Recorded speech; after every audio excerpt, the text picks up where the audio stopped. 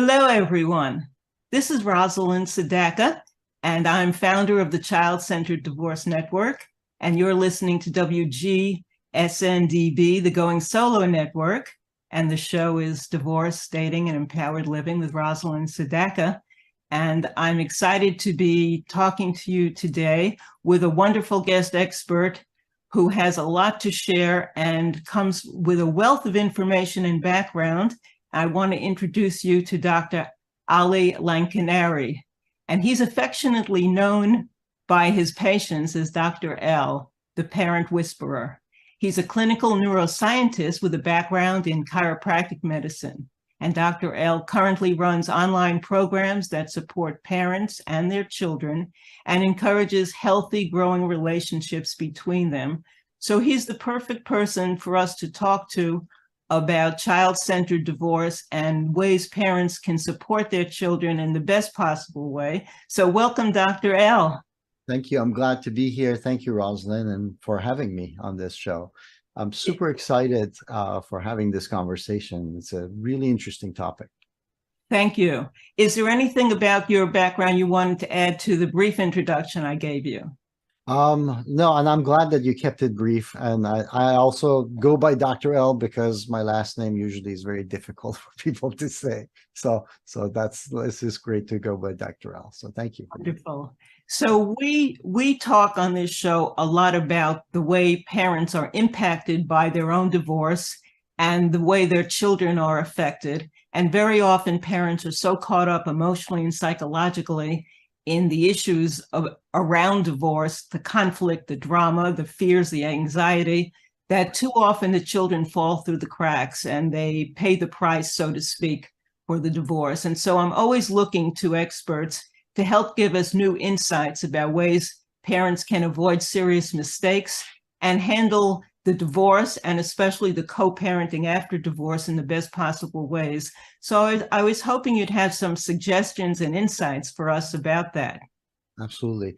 So as you know, because I stand wholeheartedly behind role modeling and role modeling the behavior, hence role model maker, we find it very important to role model the behavior. And when we talk about divorce or separation or even consideration of it, usually what is happening is the individual is feeling that in order for them to exist, their physical, mental, social, or spiritual aspects of life are not being empowered, basically.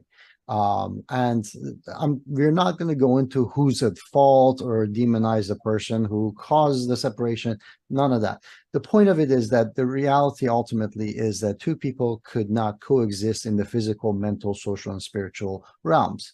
And although the divorce should be celebrated as an opportunity for these two people to exist fully now, for many of the parents, that message gets lost.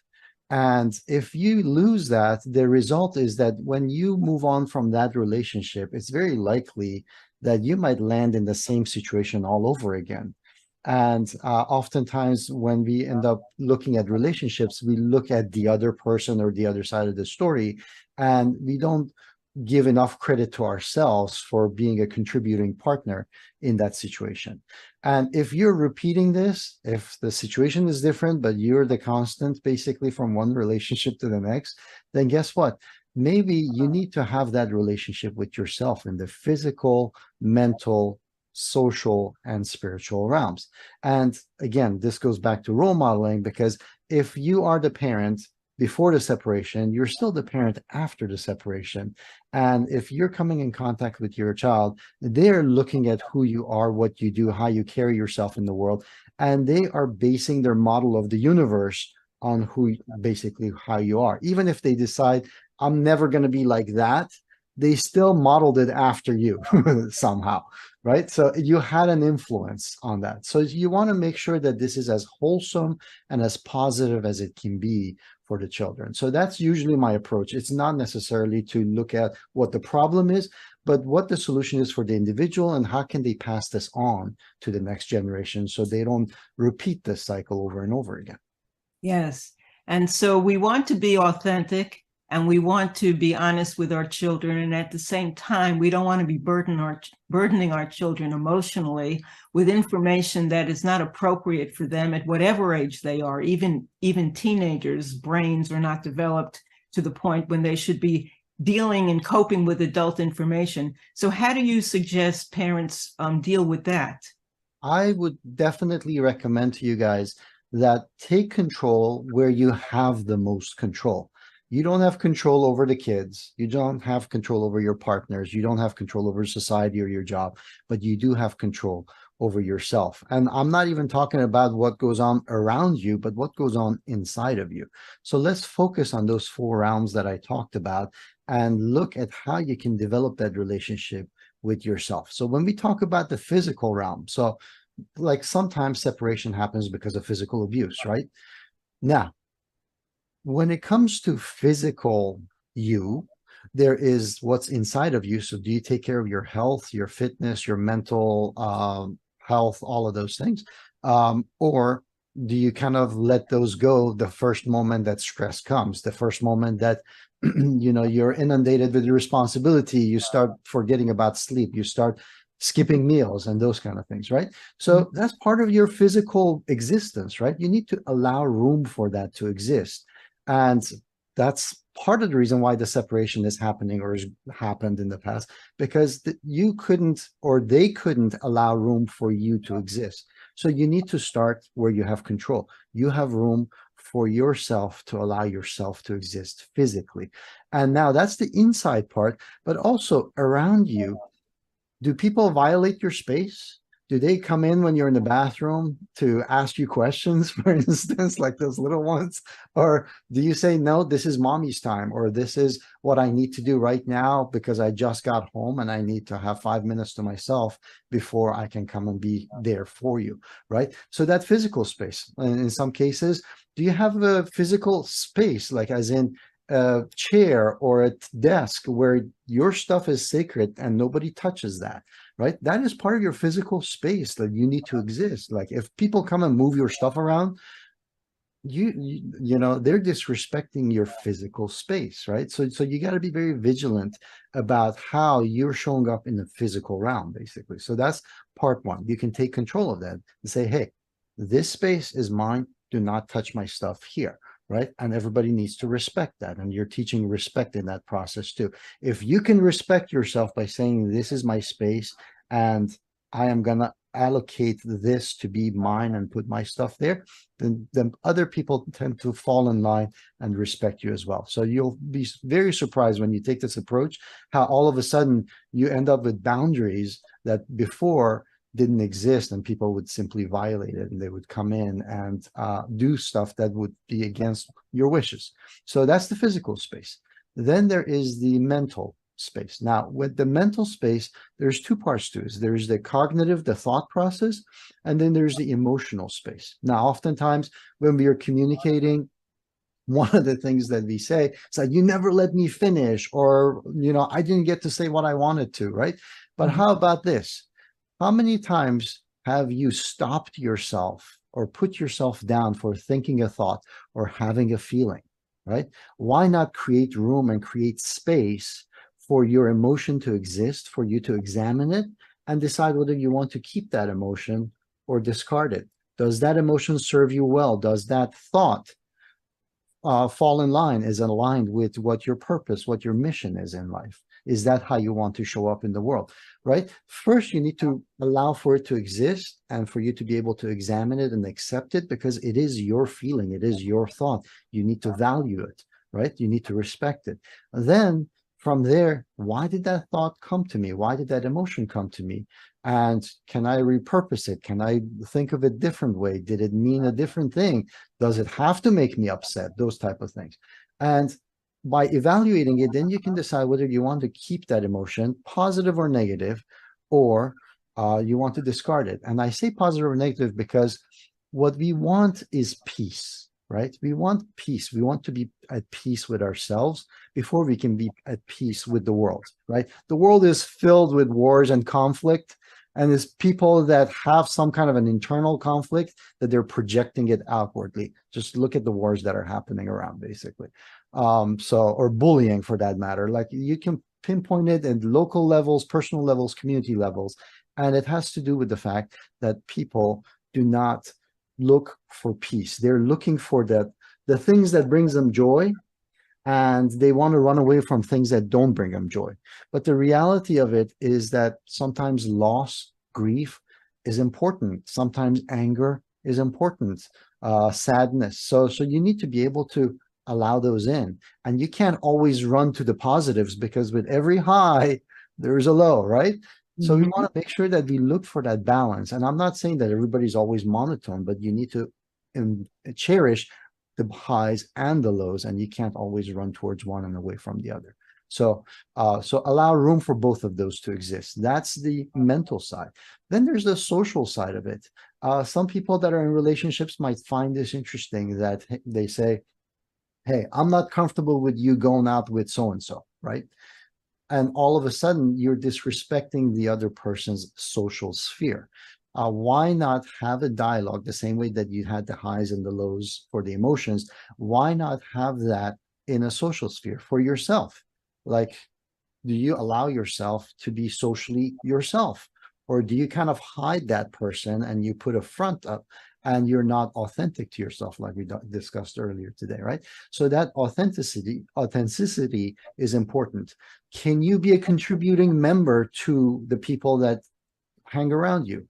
Can they contribute to you socially as well? Because you want them to fit into your life and you want yourself to fit into theirs. And if there is this misalignment there, maybe you need to change social circles, right? So you need to allow room for yourself to stay in a social circle and truly authentically exist there. And you need to also feel comfortable that you can leave one social sphere and go to another one. This includes your work, for instance, right? So this becomes very important. And then the last part is the spiritual component. Now, when we talk about spiritual, you can think faith and God and universe and whatever you want to call it. But when I talk about spiritually, I'm talking about things that fill your cup. Yeah. I'm talking about love. I'm talking about things that bring you emotions that doesn't fit into anger and sadness. I'm talking about, what are you passionate about, right? That's the spiritual side of you. And by developing that, are you allowed to develop that? Do you allow room for yourself to pursue your dreams? Do you have a bucket list? What are you doing towards getting those bucket lists? Or are you planning that you're going to survive and struggle and grind so eventually you can retire one day so you can start living, right? That's like putting your spiritual development, your spiritual existence on hold for 30, 40, 50, 60 years. That's ridiculous. And we really need to change that mindset. And we want to make sure that we are fulfilled every single day. We live in peace and we live in joy every single day. After all, if you are sacrificing yourself so that your kids can have a better life, what kind of a lesson are you teaching them? Are you teaching them that they come last? Are you teaching them that they just need to survive? Or do you want your kids to thrive, right? So all of this starts with those 4 rounds and creating that for yourself so that your kids can see how it's done. Excellent points. We're going to take a real quick break, Dr. L, and we'll be right back. That's good. Okay. This is Rosalind Sedacca with WGSN-DB, the Going Solo Network. This is Divorce, Dating, and Empowered Living. And we're talking to Dr. L about the impact of being a role model through your divorce and beyond, so that your children are seeing the best you and you're living your best life despite the divorce and the challenges that are in your life. And I wanted to take what you've been talking about and ask you how we can share that with our children. Obviously, they're watching us, and a lot of it has to do with our being a role model and watching our behavior. Are there messages that we can convey to our children as well? Absolutely. So the number one thing that I have seen over and over again, and that's kind of how I ended up getting the title Parent Whisperer, is that a lot of times parents inadvertently get in the way of their children's development and progress. So we need to, number one, make sure that we give them more credit and credibility than is apparent in their little bodies, basically. They're far more capable than we usually think about it, and they have the capacity to actually absorb and respond in the fashion that is far more quick and rapid than us as adults can do. Also, depending on the age of your children, if you're talking about kids that are like 6 to 12 years of age, these kids are amazing problem solvers. They problem solve better than humans can, better than adults can. In fact, it is almost superhuman. And I believe that in the future, we're going to look for children to solve global issues as opposed to the elderly and the grown-ups who have grown up in yesterday's world trying to solve tomorrow's problems. So that's part one, that credibility and making sure that you give them the opportunity to be useful, to be part of the team. So oftentimes when it comes to separation, it's a grown-up affair when we separate them, right? But the reality of it is that this might be them down the road. You never know, right? And if that is them, would you like them to have some experience on how to deal with it? Or do you want them to step into it fresh without any understanding of what you went through? Here's an opportunity for them to learn from the process, right? So give them that opportunity, give them the credibility that they can handle it. Yes, they were not the ones deciding on the separation, but at the same time, they are a part of the separation. So they need to be heard, they need to be seen, and they need to be part of the team that actually moves forward. And I like your use of the word team, because I talk to clients about the family being a team and that we will always be a family. The form of the family is changing, but we are still a family. Your parents will always be your parents. Your parents will always love you, and nothing's going to change in that regard, which is comforting and supportive for children to hear and understand. What else can we talk to our children about to make them feel secure as they're going through a very challenging process? Absolutely. So the second thing is that we want to make sure that we have conversation with the kids. So yes, first of all, we change that mindset that, they're not capable. We get rid of that savior mentality. We don't need to save our children. They're capable of it.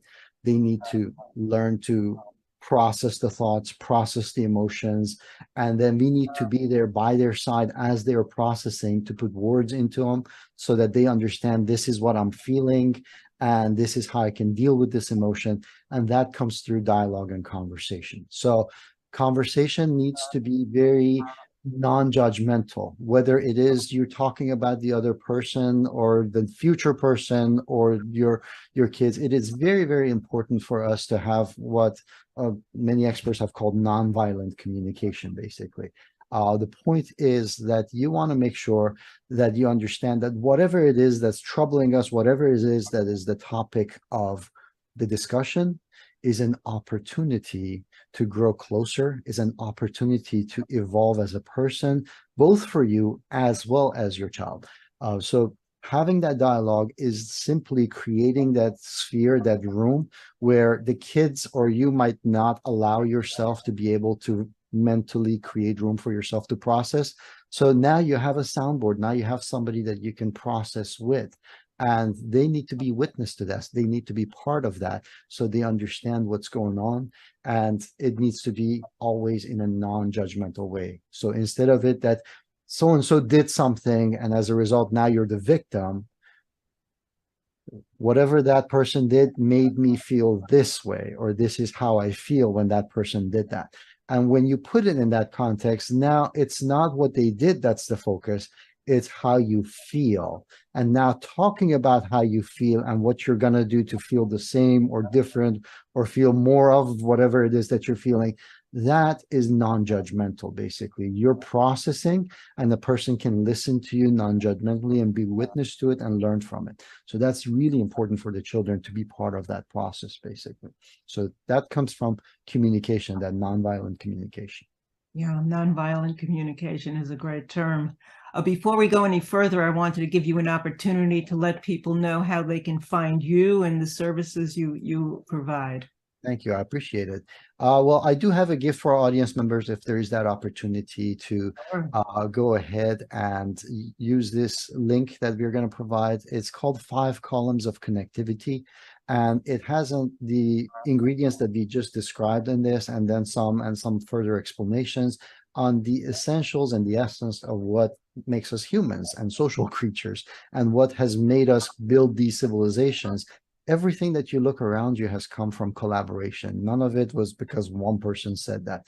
You know that song, I Did It My Way? I actually don't like that song, because although it talks about perseverance, even that person was influenced by society, by parents, and their way of thinking, and how they did it. They still still required support and empowerment and inspiration from other people. So I don't think any person is an island. I think we all, whether we are in a relationship, coming out of a relationship, or separate, or going into another relationship, we're constantly being influenced. We always have support around us, and it's important for us to connect. And that's what the gift is for. Wonderful. Well, thank you for that. So in the few minutes we have left, can you give us some closing thoughts to sort of bring this conversation together and remind parents of the most important takeaways you have? So the takeaways is, first of all, create room for yourself to exist physically, mentally, socially, and spiritually. That's number one. Number two, open room for dialogue and give credit to other people. When you give people the opportunity to rise up to an occasion, they become bigger and better, and they evolve, and people love to be around people who make them feel that way. So if you want to not end up alone at some point, you want to make sure everybody that you come in contact with has that opportunity, that when they're in your presence, they become a bigger person, a better person, a loving person, an ideal version of themselves with you. And you support, inspire, and empower them to do that and be that, basically. Wonderful.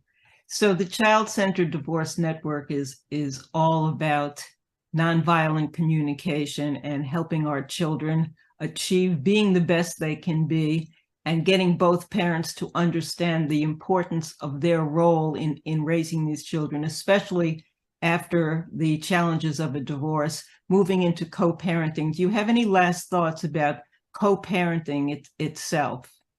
Co-parenting requires additional consideration, and realize that whether you like it or not, that other person is still, you know, a